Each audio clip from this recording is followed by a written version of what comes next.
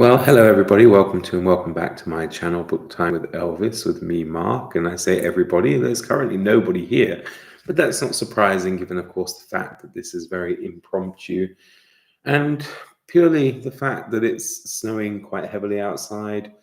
I've been out with Elvis and I thought, well, why not try live early in the morning? Although I suppose in the with the aim to perhaps catch some different visitors than or audience than this channel normally attracts, because I usually do live streaming 6, 7, 8 p.m.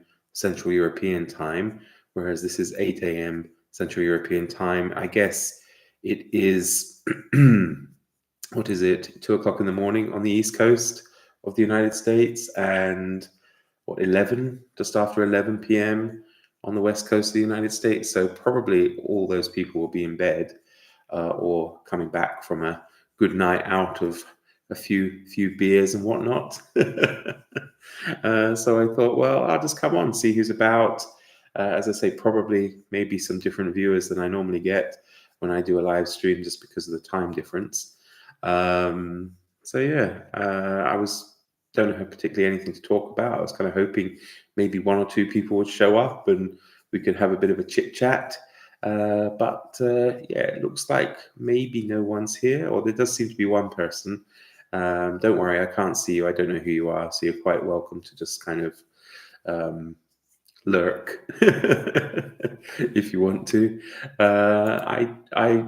You may have seen my recent video where I was talking about cutting back a bit on things, and actually it's quite liberating. I really enjoyed all the events and stuff, and they are a really great way to get involved in the community. But I think I just maybe took on too much, and I have also quite a lot of stuff to do in my day job, so to speak. So I thought, well, I'll just read what I want to do. Oh, hello. Good morning to you, Michaels. So yeah, I thought it would be nice to see if we get some different people on this time of day to normal, and we can talk about anything really. I actually managed to finish my first book of 2025, which I'm somewhat embarrassed about, but because I usually would probably have, I don't know, let's say at least 3 to 5 done by now, probably. But last Sunday, I managed to finish my first one for this year, and it was great. I'm going to probably make a separate video on it in more detail, because I'm kind of reading books that I'm reading 2 books at the moment, which are kind of companions to the one I just finished. But I was inspired by one of my favorite podcasts, which is the Rest is History, which probably some of you have listened to or watched, because I believe they show them on YouTube now. So that's quite good. But they did a small mini series on the Congo, the Belgian Congo, and the brutal colonialism that went on there. And for years, I've been wanting to read a book called King Leopold's Ghost by Adam Hochschild. I think that's how you say it. And I didn't get around to it. And then finally, when they did this series, they mentioned the book and relied on the book quite a lot in order to produce that podcast. So I thought, well, yeah, it's all very interesting. I'll read it. And I did, and it was excellent, really excellent. As I say, I'll go into more detail about it probably in another video, but it's brutal, not very pleasant, of course, but well worth reading, I would say, to give you some kind of idea, I suppose, as to why countries like the former Zaire or the present day Congo, Democratic Republic of Congo, seem to be in such a state owing to Belgian and European interference in that country. So yeah, it's well worth a read if you have an interest in Africa and African colonial history, and maybe even just why some countries in the world today are like how they are, really. So yeah, I would recommend that. I don't know, anyone who happens to be watching who wants to obviously say something in the chat, you're more than welcome to, because I do love talking, and probably I could talk just about stuff for an hour or so, but it is quite tricky when I don't really know what people are thinking. And as I said, it was really very impromptu, and just a way to kind of pass a bit of time this morning, owing to the fact that it's quite snowy, which was a bit of a surprise, to be honest. It was fairly mild yesterday. I even went out in just a t-shirt, and then woke up this morning, opened the front door, and woof, snow everywhere. So yeah, Elvis was pleased, of course. He absolutely loves it. Oh my gosh, he's like Tony Montana, from Scarface. He gets straight out there and buries his face right in the snow, and he comes up with like a little snow mustache and icicles and things hanging off his beard and mustache and things. And yeah, he absolutely adores the snow. It's funny, and he seems to get a bit upset when it starts to melt. He always goes along and starts licking the last remaining patches of snow and things. So yeah, it's quite sweet, really. So he was pleased, although it is fairly chilly, and he does sometimes get those little ice balls that form, on the base on his fur, and it gets kind of in between his paws. So luckily he can defrost when he comes inside. So good morning. Good morning to you. How's it going? You missed the start, but heard you recommend a book on the Congo. It's King Leopold's Ghost by Adam Hochschild, which was excellent. And I'm reading currently In the Footsteps of Mr. Kurtz by Michaela Wrong, which is a really good complement to that book. Whereas King Leopold's Ghost looks at the colonial history and King Leopold's misdemeanors is the wrong word, because it was terrible what they did there. But King Leopold's involvement in the Congo, whereas Michaela Wrong's book goes into the Mobutu years and what happened with Zaire after independence. And so far, that's also very good. I mean, it's incredibly, the kleptocracy of it all is ridiculous. She was talking about how, they have these diamond mines and diamond processing places, and that, world leaders and, political figures and things would be invited along for a tour of the facility. And then, at the end of the tour, they were taken to this room, and in the room there would be like, I don't know if you have them in other countries, but yeah, I'm sure you do. I know they had them in Sweden, and probably have them in America as well. But like in England, we call them the pick and mix. The places where you can go and get candies and sweets and stuff, and you fill a bag with all different types. And they did this with diamonds. Yeah. So they'd invite the world leaders in. They would come into this room, and there would be like a trough full of diamonds, and then one of those kind of sweet shovels, mini shovels, and they would be able to shovel stuff, put it in a bag. It was like, help yourself, madness. When you look at how, what the situation is like, in somewhere like the Congo, it's just insane, the amount of money that was really stolen from it, not just by, of course, the Europeans at the, end of the 19th century and the first part of the 20th century, but just what's gone on afterwards. Yeah. The amount of money that was just literally stolen and put into the private bank accounts of the state officials and things just beggars belief. Yeah. I mean, she was saying also, like, the country had something like 600,000 civil servants. I'm not sure exactly how broad that term is used, but where the World Bank had estimated they would be better off, a conservative amount they should have had as civil servants would have been 50,000. So it's really quite incredible. So you read The State of Africa by Martin Meredith, a great introduction to the first 50 years of African history after independence. Well, yeah, I can imagine that would be would be very interesting. Yeah, it's a very very interesting topic. Yeah, when I was at university at Edinburgh, I did a module in African post-colonial politics and history and whatnot. It was fascinating. Obviously, just just sad though as well. Really, just very very sad. What happened, especially when these countries are minerally and resource rich, and yet but I suppose that's their curse, really, isn't it? To be rich in resources and then be exploited, which is really harsh. So yeah, and then well, I might as well mention it. As I say, the three books that I thought complement each other are those King Leopold's Ghost, In the Footsteps of Mr. Kurtz, and of course In the Heart of Darkness as well by Joseph Conrad. So it's an interesting triangle, really, of reading. There were sadly a lot of stories of state money and private bank accounts of African leaders in that book.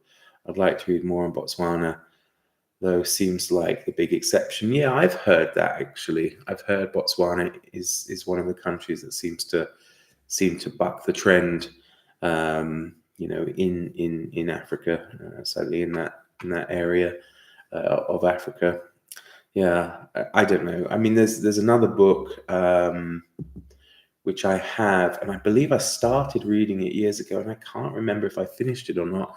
I'm sure it was called something like Loot or the Loot Machine, and it was all about that. And but I think it was based more on the kind of modern exploitation of Africa by countries like Russia and China, and of course, I'm sure Western countries as well. But I seem to remember more them looking at the kind of economic imperialism, if you like, of China and what they are doing in Africa.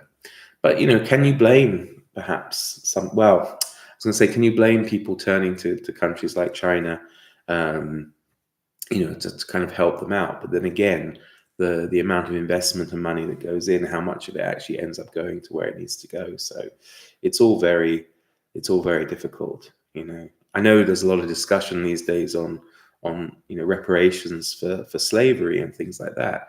And I obviously don't want to say anything controversial or cause any arguments. But then I suppose with so few people watching, it probably wouldn't matter. But you do wonder as well. If such reparations were to be paid, what use would they be put to? In some of those countries, could you actually trust the governments to not embezzle the money or do something nefarious with the money? And perhaps maybe reparations should take a different form, maybe in something tangible, maybe some infrastructure projects and things like that didn't require you sending huge amounts of cash to countries that maybe have a problem with using it appropriately. So I don't know. Yeah.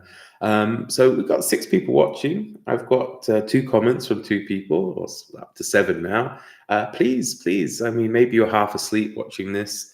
Maybe you're using my dulcet tones to lure you off to sleep, which is quite understandable. I'm sure my students can empathize with you on that. But please, by all means, let me know what you're reading. I always love to see what other people are reading at the moment, and I get a lot of my my reading from recommendations from other people, or as I said, especially really these podcasts are so detrimental to my my TBR and my bank account, because every time I listen to things like The Rest is History, I end up having to I go down rabbit holes associated with the topics they talk about and end up buying books or acquiring books that that they mention. Yeah, so it's great in one way, and perhaps not so great in another way. But and if you've never listened to it, I recommend it. It's very good. I mean, it's super popular, so I'm sure a lot of you have come across it. And the presenters are good. Not quite sure they're worth the reported what is it, £80,000 a month they earn each. But then, if that's I guess in some ways, you can't argue with that kind of salary when it comes out of the fact that they are what's the word? If there's no audience for them, then they wouldn't make any money, right? So yeah, but still, gosh, £80,000 a month, eh? Yeah, it wouldn't change me though. I'd still be the same. I'd still have crazy hair. But yeah, so I just wonder where people are. I know obviously one person there is in Northern Europe, and say the other five. I'm not sure where you're geographically located, whether you happen to be in the US or Canada or somewhere and struggling to get to sleep, and you're scrolling through YouTube and Mark's live. I'm gonna put it on to help me sleep. So yeah, but no, I think those three books have been very interesting to read together, and I think sometimes it's nice. I often find myself doing that, where I get obsessed by certain topics or subjects that um, rather quickly, and then I overdose on it. Maybe that's a problem, and I'm sure it happens to some of you guys as well. That you think, oh yeah, I'm really interested in such and such. I'm going to read everything I can on it, and maybe by like the third book or the fifth book, you're like, oh, okay, I'm done. I'm done with it. But at least these books are different. It's not all it's not all focused on the same time period, and it's a broader thing. So I can honestly say that yeah, I haven't had any kind of fatigue from the topic yet. Although I won't read any more probably on the Congo yet. After I'm done with all three of these. I don't want to overdose on it. Let's put it that way. It's too interesting, and I don't want to be put off things. So I'm listening to All Creatures Great and Small whilst taking care of my dog who had one eye. Oh no! Why? What happened? Was it an accident that led to the removal, or was it some disease or something? That's oh. I mean, I suppose they're lucky. It was only one eye, and obviously they're not completely blind, but that's terrible. Yeah, Elvis is fine, thank you. He was enjoying the snow this morning. He's currently trekked off back to bed. But I don't blame him. As I said, it's part of the reason for doing the live is like, well, I didn't necessarily want to go back to bed because, well, I'm not particularly tired yet, but after having slept all night and just kind of getting up. But yeah, so I thought, well, this would be a nice, pleasant way to pass a bit of time this morning. I've already had some breakfast, and already mentioned we've been outside. Elvis is funny like that, though. It seems to be like set in him that he needs to go to bed after any walk we do, no matter the duration. So we could go for a good 2-hour slog through the hills, and he'll come back and fall asleep, or we can go for 25 minutes around the field, outside, and he'll come back and go to sleep. So yeah, I think it seems to be hardwired into him that the moment he goes outside, when he comes back in again, it's time for a rest. So yeah, I mean, I'm not going to argue with his. I'm surprised he's not come out though, because normally when my attention is focused on something like this, he will be out. I guess if someone was on here talking with me, then probably he would come out and say, "Hey, pay attention to me," and I'll be like, "Well, you weren't here when I started the call, so why do you care so much?" But he really does. It's funny when I do online lessons as well. He's just running around, and I had a student the other day who was asking, what's that noise? Because he could hear these bottles clinking together. So I have like a crate of alcohol beside me, where I just keep all the alcohol I've accumulated over the years. I haven't got yet a liquor cabinet. It wasn't on top of priorities, but he kept putting his toys in there, and all the bottles are clinking together. And my students like, what's going on? It was an adult student, so don't worry about that. But yeah, so no, he really loves it. And when I do have students visit the house, I do have to put him in a separate room because he will bring his entire toy collection out to show any visitors. Yeah. When it's a normal visitor, I don't mind, but when it's a lesson, of course, it's very difficult. Now, of course, what student really minds having a dog join the lesson, but it can become quite distracting, especially when he keeps nudging them and putting, foul-smelling toys on their laps and soaking wet toys and stuff, and saying, "Hey, play with me. Stop listening. Stop listening to Mark and play with me." So yeah, he's doing well. Thanks for asking. But I'm terribly sorry about your dog. That's terrible. Yeah, poor little thing. My goodness. So yeah, I don't know. Maybe I've been talking nonstop for 20 minutes, and I might actually be finally running out of steam. No, surely not, Mark. Come on, you can pull this out. But yeah, going back to reading slumps, it's interesting how people do face them and deal with them. I guess I do get one probably once a year. It's a normal thing. This was one of the hardest ones. I don't remember having one right at the start of the year. And I didn't follow my normal routine when it comes to dealing with reading slumps, which is to pick up a tried and tested author, usually some kind of light-hearted detective stories. I love this series called Nuala, the Nuala series by Harriet Steele. They're just very small. 100-something page books, maybe 200 books about a detective who lives in Ceylon, of course, current day Sri Lanka. Shanti, I think his name is Shanti De Silva, and they're set in the 1920s, 1930s. So it's colonial Ceylon, but he's a Sinhalese policeman, detective, and he's actually got an English wife. And they're just so charming, so nice. Real kind of cozy mystery stuff. And they were always something I like to pick up and read when I was in a slump. One, because of course they're very short, and two, because they're entertaining, and just nicely written. I find, I guess things like that and other maybe comedic kind of books, humorous books also can help. P.G. Wodehouse is another one who can usually be counted upon to get one out of a reading slump.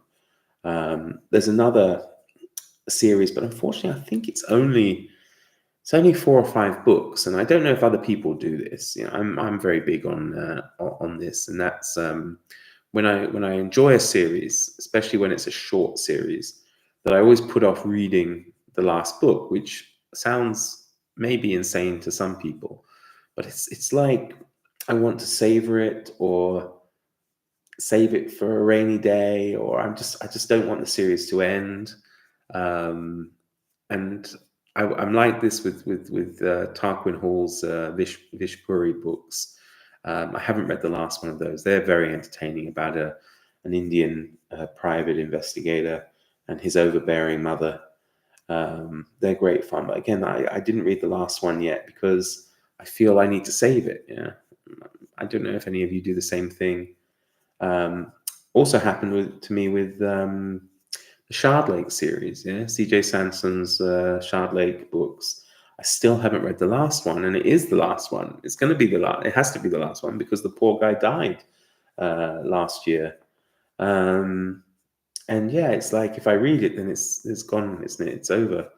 And yeah, I don't know. I'm very curious if other people do the same kind of thing, or whether it is just a kind of weird eccentricity of mine or not. But yeah, I never like to do that, really. It's very hard when you know that you finished a series that you love, and there's never going to be any more of them. Now, at least with the Vishpuri ones, it's possible. I mean, Tarquin Hall's still going, and he's not that old, so it's possible. But I know there was quite a hiatus between the I don't know if it was the third and the fourth, or the fourth and the fifth. So I can't remember exactly. I think it's 5 books, so probably between the fourth and the fifth.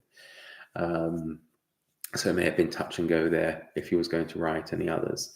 And another series, small series that I love, and in the past few years when I've had reading slumps, going to it and reading it always pulled me out. And that's if you know Alexander McCall Smith, who wrote the number 1 ladies detective agency and the 44 Scotland Street series.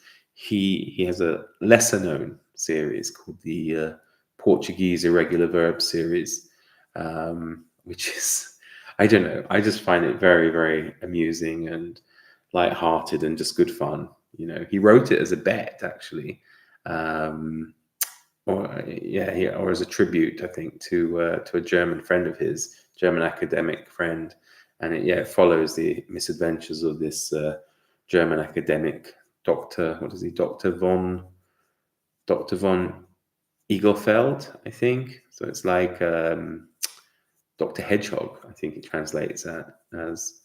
But yeah, it's great series. Yeah, he's a linguistics professor, and he wrote this book on Portuguese irregular verbs, which is his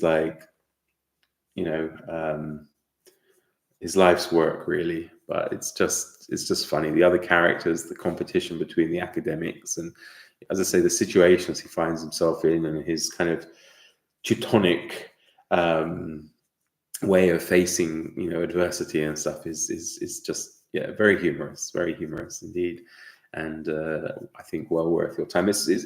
But all the books are pretty much just a collection of short stories. Some of them are pretty outrageous. The ones involving one of his colleagues' dogs, which is a sausage dog, the Dachshund. Pretty terrible, to be honest, but terrible in a dark humor way, especially as he gets confused at one point as a vet. So you can imagine probably why it's not necessarily the best outcome for the poor dog, but doesn't die though. Let's put it that way. So that's something. But so it's Saturday morning. I mean, I don't know about the rest of you, but I find these days that time just absolutely flies by. It's crazy, absolutely crazy to me that it's again Saturday. It feels like yesterday was Monday. I suppose the downside with that is that while the weeks fly by, the weekends, you blink and you miss them and you're back at work again. But as I say, luckily I really like my job, so that's not a big problem. But sometimes it's nice to have a bit of rest, but you don't feel like it's enough. Still, I have my spring break in a week's time, so that's something. Which will be nice, and I'm hoping spring's going to settle in a bit more. Then it'd be really nice to get out in the garden and maybe start to do a bit of work. So because at the moment it's like we've had some nice spring days, but as I said, winter seems to have come back today, so hence the live.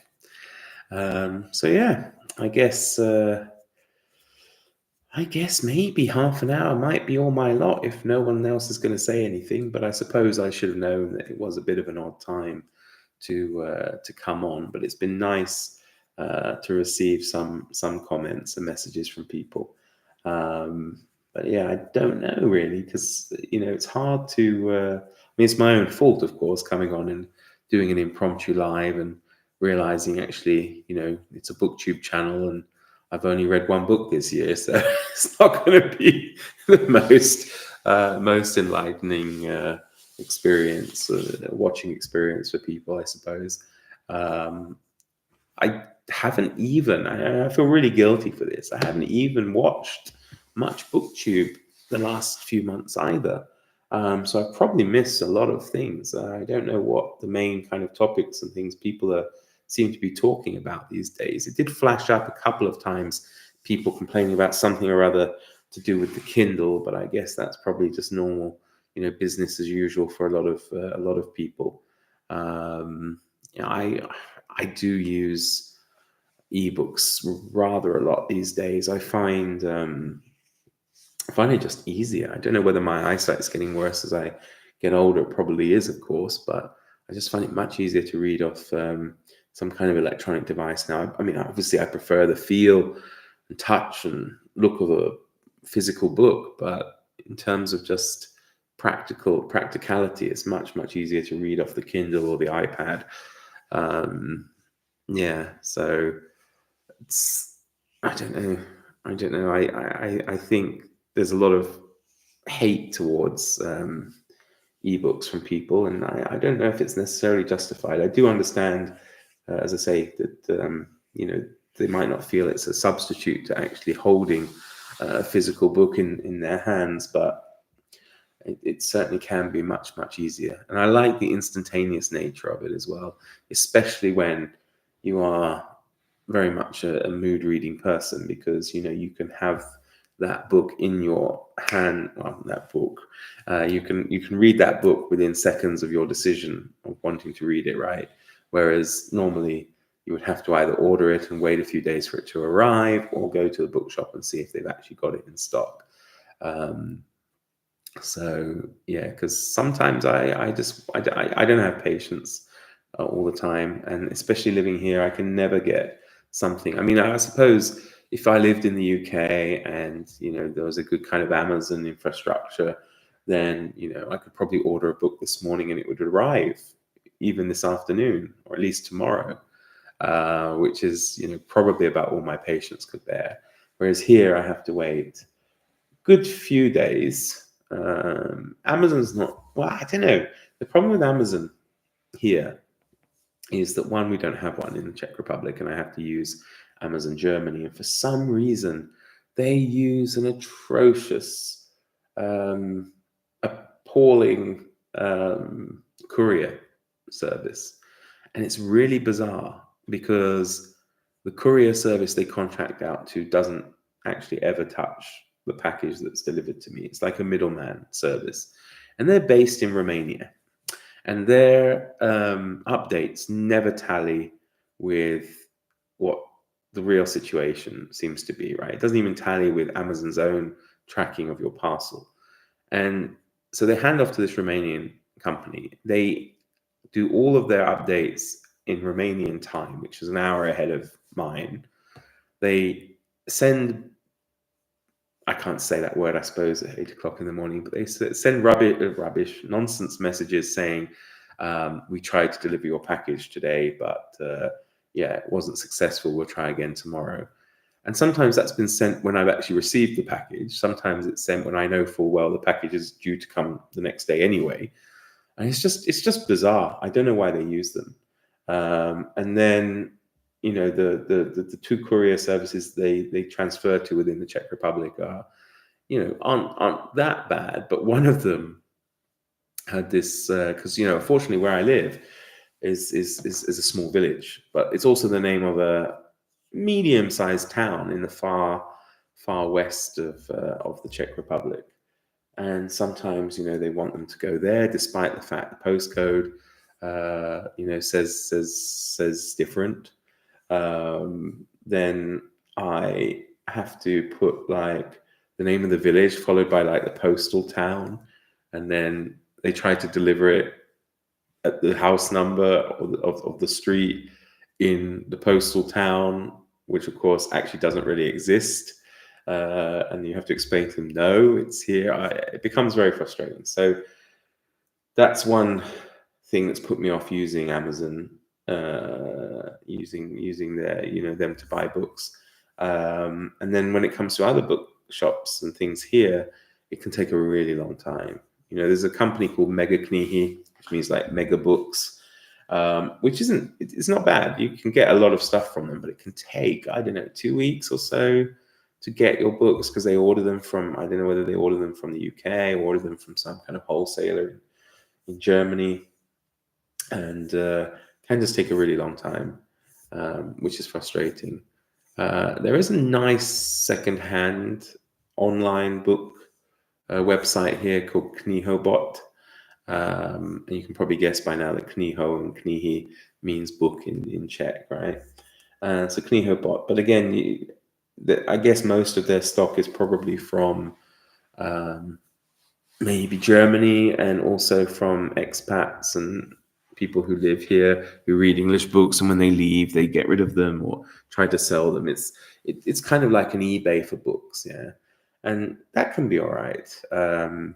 But again, like anything to do with secondhand books online, the quality can be, hit and miss at best, right? And it's not necessarily accurately described in the in the description field. So yeah, it can be a bit of a trial being an Englishman especially living in a tiny village on the border with Poland, and not having very easy access to books. If I was living in Prague, it would be a different story. I mean, there are a lot of bookshops, and those bookshops do stock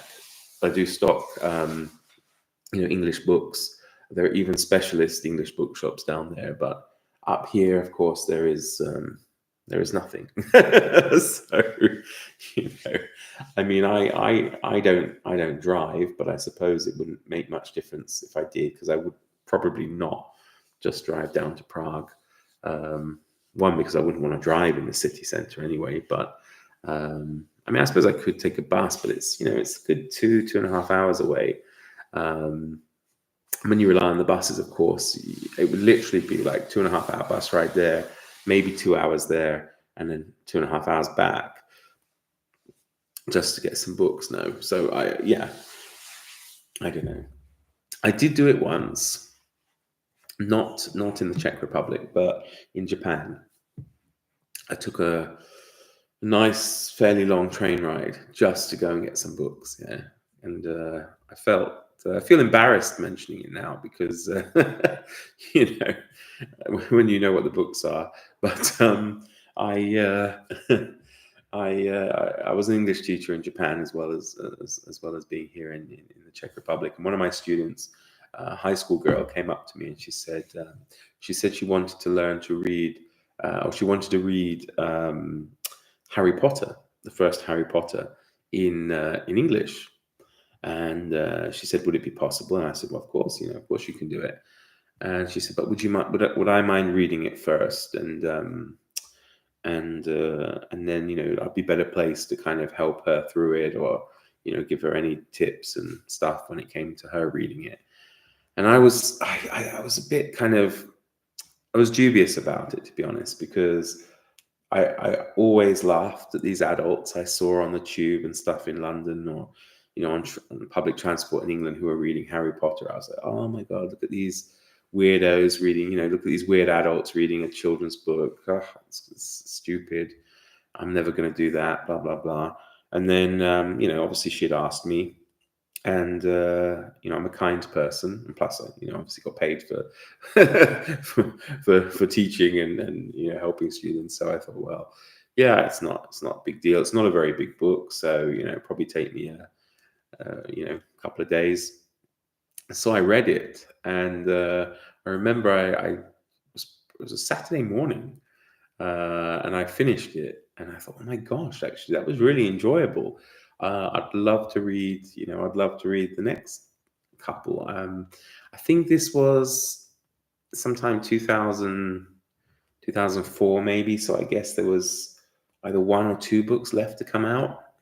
And but yeah, I literally that moment walked down to the train station, bought a ticket to the big city, and traveled. I guess, I don't know, what was it, an hour and a half maybe, there, and to a bookshop. I was taking a chance that they would have had it, actually, but they did. They had all the books that were published in the series up to that point, and I bought them all. Yeah, They were all hardbacks as well.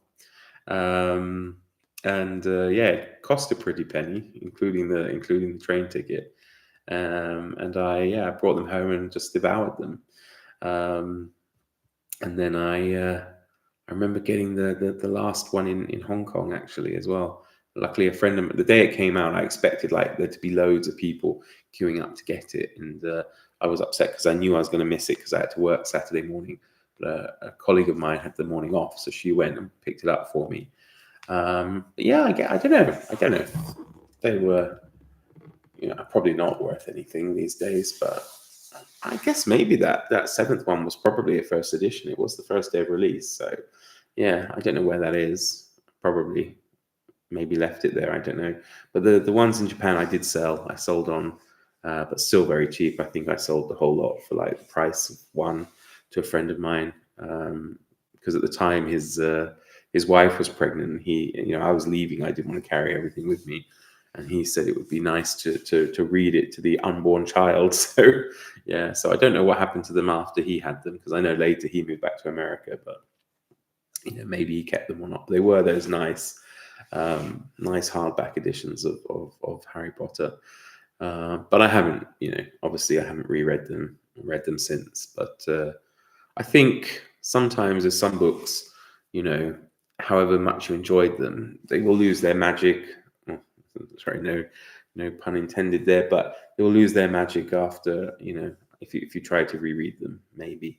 And I don't think I'd get into them in the same way now. Of course, I'm obviously 20 years older, and I don't think they would hold much for me in terms of surprise, or even, sadly, even in enjoyment now. But at the time, yeah, I really did like them, and it was funny because, as I said, I'd really, I just poo-pooed anybody, other adults and things I saw reading. I was like, how ridiculous.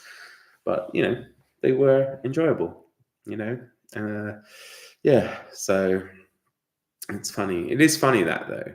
I mean, when you can really, I mean, I haven't been a commuter for a really long time, but I remember when I was, that you could really see the book trends. The people reading the same things every day on the trains. Yeah, I remember very clearly.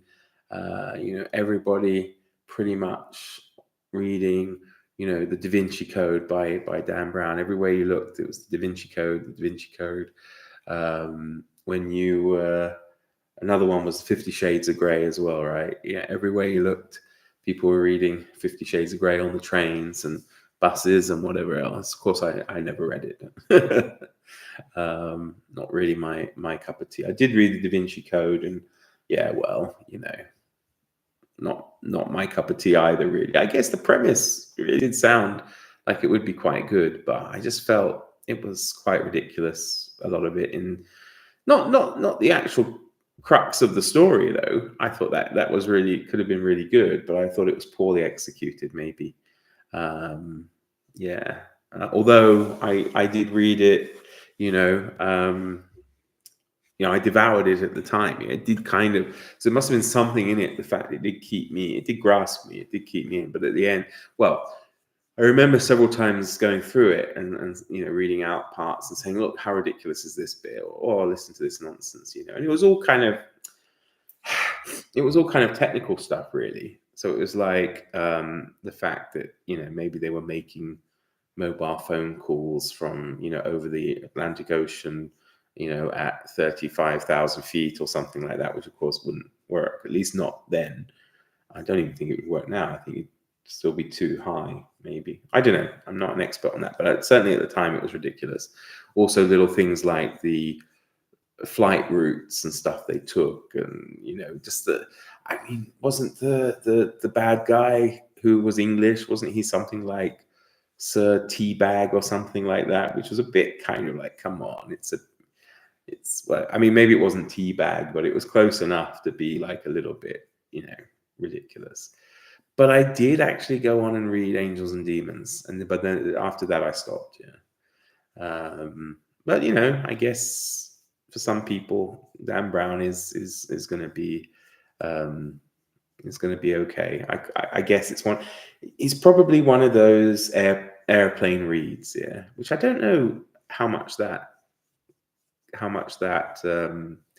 that phrase works these days. Of course, now that you have aircraft with, so much in terms of the personal entertainment systems and things, that people can watch entire series of shows on flights to Tokyo from London or whatever, that they might not read so much anymore on aircraft, maybe. So the whole idea of the airplane book maybe isn't as popular, of course, as it once was. But I could certainly see maybe those Dan Brown books being perfect in that kind of category, maybe. And then when you finish it on the flight, just kind of leave it leave it on the plane. Speaking of which, though, actually, I can't remember who it was. Was it my sister or a friend of mine? But I don't know if anyone read The Beach by Alex Garland years ago. And I think it might have been my sister. I might have lent it to her to read on a flight, and then they left it on the flight, right? Left it on the plane. Outrageous. I'm very against lending lending books, even to dear friends and family members and whatever. I would rather buy you your own copy of the book if I think it's that. If I think it's worthy enough to recommend, I would rather buy you a copy of that book than lend you my copy. I know that might sound really horrible, but I've just had some bad instances with it. I had nice set of John Julius Norwich's Byzantium trilogy. I loved it, absolutely great. I lent the first book to a friend of mine who then lost it, and then didn't replace it. And now I wish I had, because it's not that easy to get these days. Well, probably on eBay or somewhere, but I don't know. I don't think so. It's just annoying, especially when you have a set of something. I really should have I should have known. Especially when it's a set of something, don't lend one part of it to somebody, because if anything happens, then you're stuck with, two useless books, basically, when the third one's missing. But what can you do? Yeah. So, and actually here I lent a book. I lent, what's his name? Kildare, is it? Kildare, the Albanian writer. He wrote a book called The Traitor's Niche, which is it's a small book, but it's about the Albania under the Ottomans, and there was in the town square like a little niche in the wall where they displayed traitors' heads, and it was about, I think if I remember right, it was about like the executioner and who went off and decapitated people, and then brought political opponents and stuff, and brought their heads back and stuck it in this niche. And I thought, this is interesting. And I have a colleague at work. He likes to read English books, books in English language. I suppose. Although I often say to people that it's pointless, really, when you read. I think when you read foreign works in English, if your first language isn't English, so you might as well read the translation into your own language. Like, I mean, it would be weird, wouldn't it? If I think if you're, Czech or Norwegian or whatever, and you read War and Peace in English rather than in, well, no, I mean, I suppose, it'd be seeing how the translator gets on with it, I suppose. But you might as well read that book, I think, in Czech. If you speak English and read English, then read an English book in English. But I don't think necessarily, unless you're like really into the English-speaking community of something like BookTube, I don't know if it necessarily makes sense to read Les Miserables in English. If you are Czech, you might as well read it in Czech. But then, of course, maybe that English translation is better. Maybe the Czech translation is better. I don't know. But anyway, so I lent this book to him, and he it was completely destroyed. I actually have it somewhere. His dog, he had a new puppy, and his dog absolutely ripped it up. And he thought it would be funny to return it to me in that condition.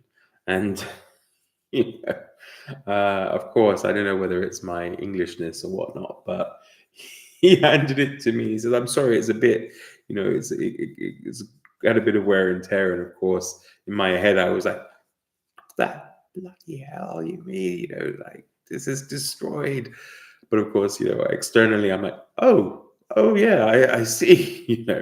Oh dear. And he let me, think about, I don't know, for 10 minutes or something like that he returned it to me in this condition. But then afterwards, he pulled out a new copy that he'd ordered. You see, that is responsible. Destroy a book, replace the book, then, I think that's fair enough. But to destroy it or lose it and then either don't replace it, never say anything, or basically run off with it, yeah, is a bit harsh, isn't it? Really. Oh, sorry, I just see my neighbors out there having a snowball fight. Yeah, I don't know. Lending books is, yeah. I could lend ebooks. I haven't got a problem with that. No problem at all. Yeah. So yeah, gosh, we talked quite a lot of stuff, or I. um, I might as well talk a little bit about audiobooks, eh? Because it's something I've started to try and get into, and I've been able to read, in inverted commas, a few audiobooks. I was able to read a few last year, or listen to a few last year. Some of them were really good, some of them not so good, of course, like anything else. I mean, I suppose the problem with audiobooks is that it could put you off actually reading the physical book, depending on how terrible the narrator is or not. But I do find that I do struggle more getting into audiobooks than I do getting into ebooks or physical books, or the actual maybe my listening, because as you've noticed, if you've been watching through the whole thing, I can talk for quite a long time even without anybody else. But I find that yeah, I don't know, maybe my listening isn't that good, or my powers of listening aren't that good. It's not the same for everything. There have been, I'm trying to think of ones that I absolutely loved as an audio book, but none spring to mind at the moment. So so there you go. But yeah, it's I don't know, maybe my way of processing things is better when it comes to actually reading them than listening. But then it's weird that I love listening to good podcasts, right? So yeah, I don't know why I can't think of or treat an audiobook like a podcast, or and get into it in the same way. I really don't know.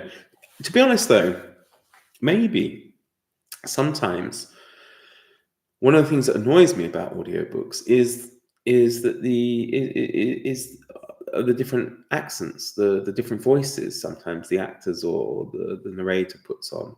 I'm not sure. I'm not sure. This was fun. Have a great day. I have to get some medicine. I know audio books are great when you find the right one, but it can be difficult finding ones where. I agree. Yeah, I agree. Well, thank you very much for popping in, and yeah, I'm really sorry about your dog. I really hope everything's going to be okay. So fingers crossed. And yeah, I'll be in touch on Patreon as well. I'm hoping we're going to do a live for that at some point not before the end of the month, because of course it's the start of the new month, but probably during my spring holiday. But anyway, yeah, I find it frustrating, actually. Sometimes the voices they do makes it difficult to listen to, maybe. It pains me to say it, actually. Actually, generally speaking, one of the audiobooks I really liked is the massive collection of Sherlock Holmes. I think it's almost all of them, barring the last one that Stephen Fry did with Audible, Amazon. They were generally pretty good. However, occasionally some of the voices he did annoyed me and actually put me off the story slightly. Even though I like the story, I'd like the stories when I read them. I mean, generally across, it's an amazing accomplishment. I think he did actually, reading all of them and doing those different voices. Yeah, a couple of them did annoy me slightly. I think the one in he does the voice for, can't remember the character's name, the weird eccentric in Sign of the Four. I don't know. That kind of is kind of a bit of a freaky voice, really. I wasn't a huge fan, and that can definitely have, the narrator really is so key, isn't it, when it comes to audiobooks, that a terrible narrator could destroy a a great book, which otherwise you would enjoy if you'd picked it up and read it. And that, of course, then takes away from the author's work, doesn't it? Whereas when you pick up the book and read it, you are, one-to-one, unless, of course, it's a translation. It's up to the author then to impress you without any kind of intermediary.